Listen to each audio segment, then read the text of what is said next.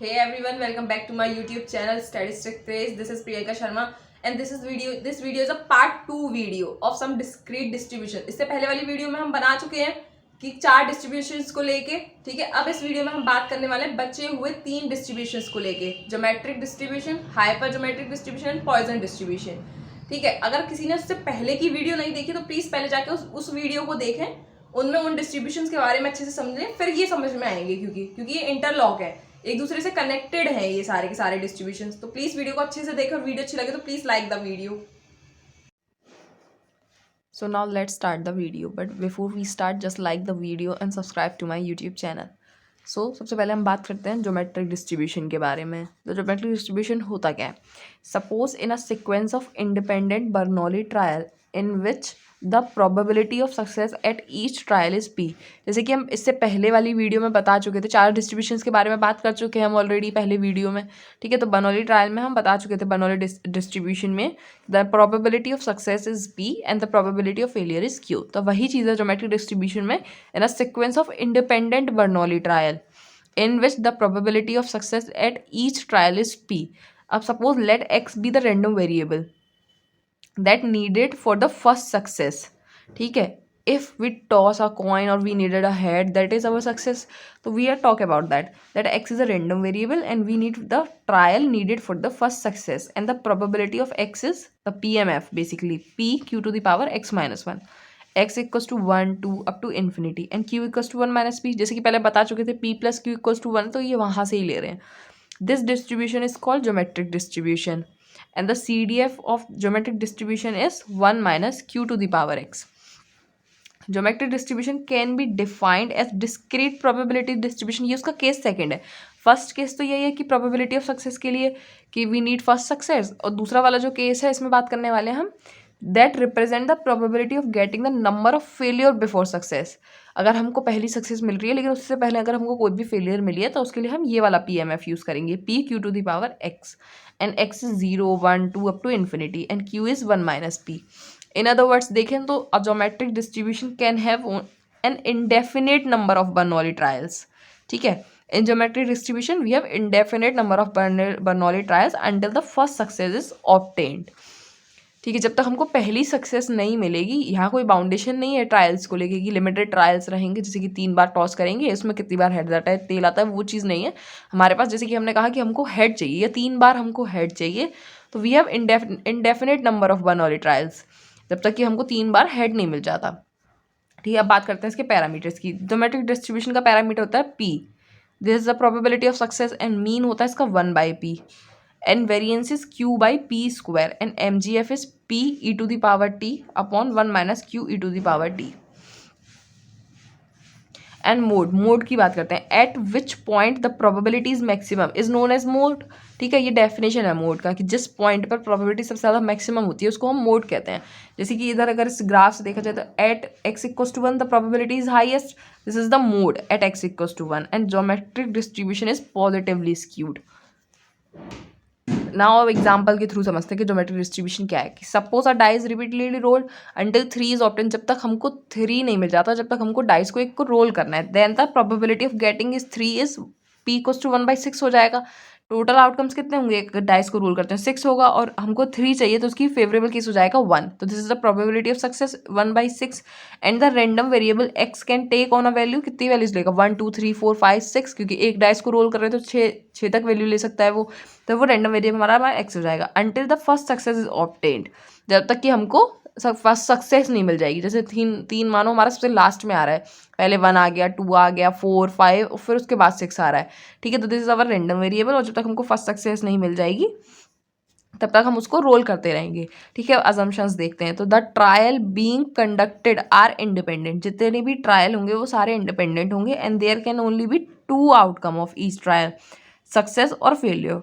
सिर्फ सक्सेस और फेलियर की बात होगी ज्योमेट्रिक डिस्ट्रीब्यूशन में, and the success probability denoted by p is the same for each trial. और जितने भी सक्सेस हमको मिलेंगी, जैसे पहले वाले चीज़ में सबसे पहले जैसे हम देखते हैं, अगर डाइस का ही केस ले लेते हैं कि पहले वाली हमने कहा कि हमको 3 चाहिए और वो भी 3 बार आना चाहिए, ठीक है। नंबर 3 बार आना चाहिए हमारा डाइस पे, तो जैसे फर्स्ट बार आएगा तो 1/6 रहेगी, और दूसरी बार जब 3 आएगा तो उसकी भी तो 1/6 होगी, और तीसरी बार 3 की भी 1/6 होगी। इस तरीके से the success of probability is same for each trial. अब इसका एप्लीकेशंस देखते हैं कि कहाँ कहाँ हम इसको यूज़ कर सकते हैं। In financial industry geometric distribution is use to do a cost benefit analysis. Financial industry में हम यूज़ कर सकते हैं, वहाँ पे कॉस्ट बेनिफिट एनालिसिस को करने के लिए ज्योमेट्रिक डिस्ट्रीब्यूशन यूज़ किया जाता है to estimate the financial benefit of making a certain decisions. ठीक है, अब देखते हैं डिफरेंस कि ज्योमेट्रिक डिस्ट्रीब्यूशन और बायनोमियल डिस्ट्रीब्यूशन में डिफरेंस क्या है, क्योंकि बर्नौली और बायनोमियल एक दूसरे से इंटरकनेक्टेड थे। ठीक है, इसी तरीके से आप देखते हैं ज्योमेट्रिक और बायनोमियल डिस्ट्रीब्यूशन में क्या डिफरेंस है। तो uh geometric distribution is concern with the first success only. उसको सिर्फ फर्स्ट सक्सेस से मतलब है, इनडेफिनेट नंबर ऑफ ट्रायल्स रहेंगे यहाँ। And the random variable x counts the number of trial required to obtain that first success. और जो x होगा हमारा काउंट करेगा जब तक कि आपको फर्स्ट सक्सेस नहीं मिल जाती। In binomial distribution there are fix number of trials. ठीक है, वहाँ फिक्स ट्रायल्स रहेंगे कि 3 बार आप टॉस कर सकते हैं कॉइन को या 3 बार रोल कर सकते हैं डाइस को, और सक्सेस चाहिए उसमें हम काउंट्स करते हैं the number of success, but इसमें हम काउंट करते हैं number of trials. So I hope कि आपको भी ये ज्योमेट्रिक डिस्ट्रीब्यूशन समझ में आया हो। अब इसके बाद बात करते हैं हम हाइपर ज्योमेट्रिक डिस्ट्रीब्यूशन की। हाइपर ज्योमेट्रिक डिस्ट्रीब्यूशन क्या होता है? तो uh hyper geometric distribution describe the probability of associated with an experiment in which object are selected from 2 different groups and without replacement. यहाँ रिप्लेसमेंट अलाउ नहीं है hyper geometric distribution में। 2 different, एक कोई भी पॉपुलेशन है वो 2 डिफरेंट ग्रुप्स होंगे उसमें से, और हमको सेलेक्ट करना है। इन other words, suppose a population consists of capital N items. This is our population, out of which sample consists of small n items. Capital N item population होगी हमारी और small n item हमारे sample हो गया। Are selected at random। देखिए अब देखते हैं कि जैसे हमारे पास कैपिटल N पॉपुलेशन आइटम्स हैं और उसमें से हमने के आइटम्स को चूज़ किया टाइप 1 और n माइनस के आइटम्स को निकालना है। This is our type 2 and let x be the number of type 1 is selected sample. ठीक है, अगर इसकी प्रोबेबिलिटी देखें तो क्या होगी, पीडीएफ क्या होगी, सॉरी प्रोबेबिलिटी नहीं पीडीएफ। तो इसका पीडीएफ हो जाएगा के सी x N minus K C small N minus X upon N minus N N C N sorry N X is 0 1 2 up to N. ठीक है, this is our PDF of hypergeometric distribution जब हम type 1 में से select कर रहे हैं, type 1 sample में से हम सेलेक्ट कर रहे हैं उसके लिए। This model is known as hypergeometric distribution. अब बात करते हैं मीन का। मीन होता है इसका के स्मॉल एन अपॉन कैपिटल। इसकी मीन वेरिएंस को याद करना बहुत ज़्यादा टफ होता है एक्चुअली, क्योंकि स्मॉल एन और कैपिटल एन में डाउट हो जाता है कि कहाँ स्मॉल एन आएगा कहाँ कैपिटल एन आएगा। ठीक है, तो सैम्पल याद रखिए, सैम्पल अपॉन पॉपुलेशन रहेगा। ठीक, वेरिएंस में हो जाएगा n k n square n minus 1 n minus n minus के।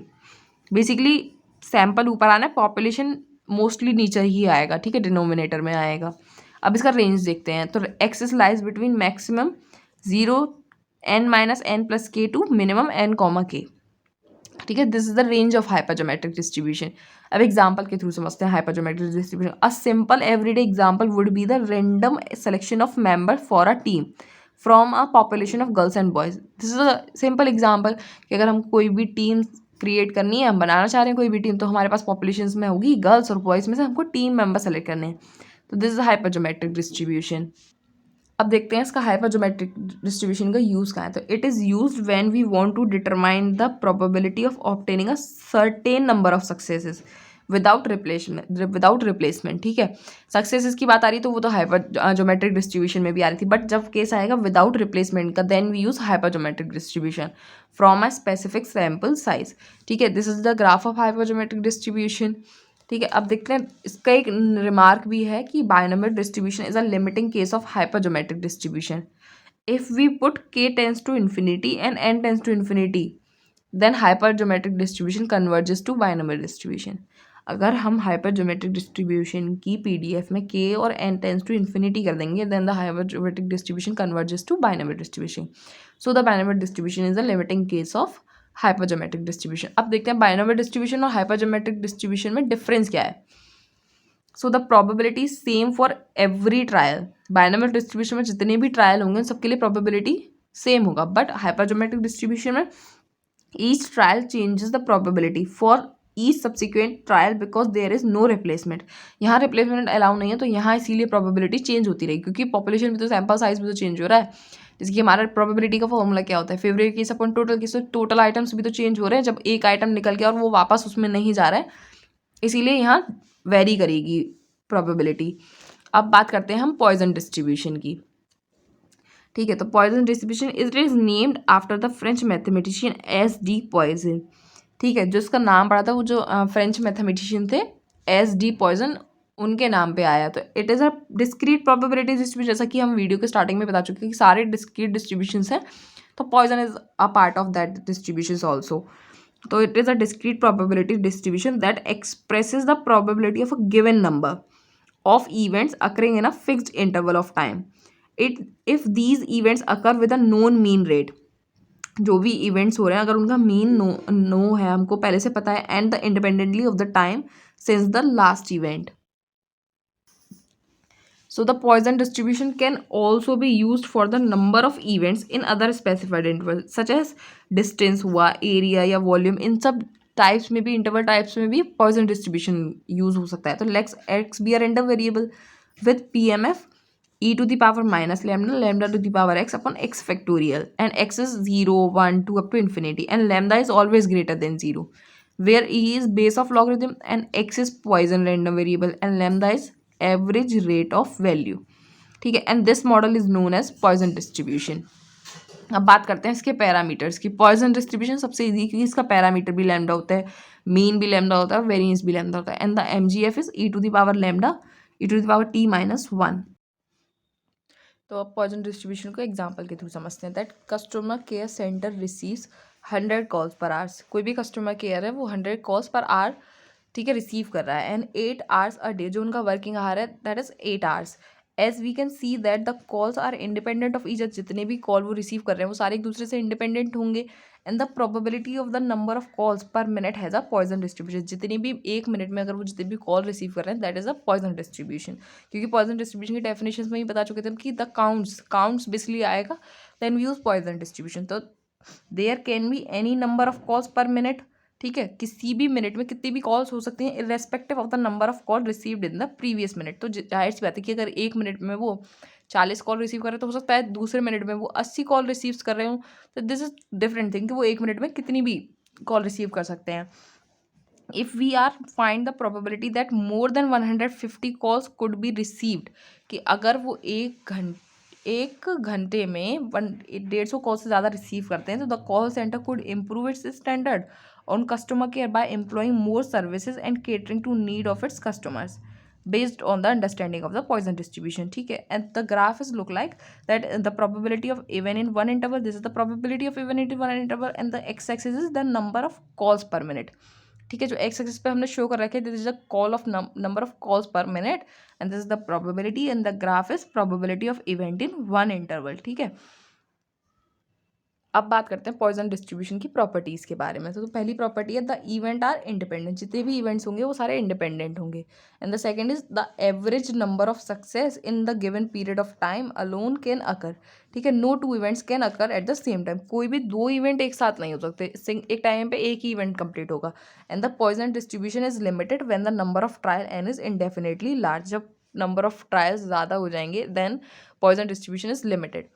If the mean is large, अगर उसका मीन लार्ज हो जाएगा then Poisson distribution converges to normal distribution. ठीक है, अब उसके एप्लीकेशंस देखते हैं कि कहाँ कहाँ हम इसको यूज़ कर सकते हैं. To count the number of death in a country by any disease और नेचुरल क्लैमिटी. किसी भी नेचुरल क्लैमिटी या किसी भी डिसीज से नंबर ऑफ डेथ्स काउंट करना है then we use Poisson distribution. And the second one is to count the number of defect in a finished product. किसी भी फिनिश्ड प्रोडक्ट में अगर हमको नंबर ऑफ डिफेक्ट्स फाइंड करने हैं या काउंट करना है then we use Poisson distribution. And to count the number of infected plant in the field. And last one is to calculate the waiting time between the events. किसी भी times के बीच में अगर हम इवेंट्स के बीच में हमको वेटिंग टाइम फाइंड करना है then we use Poisson distribution.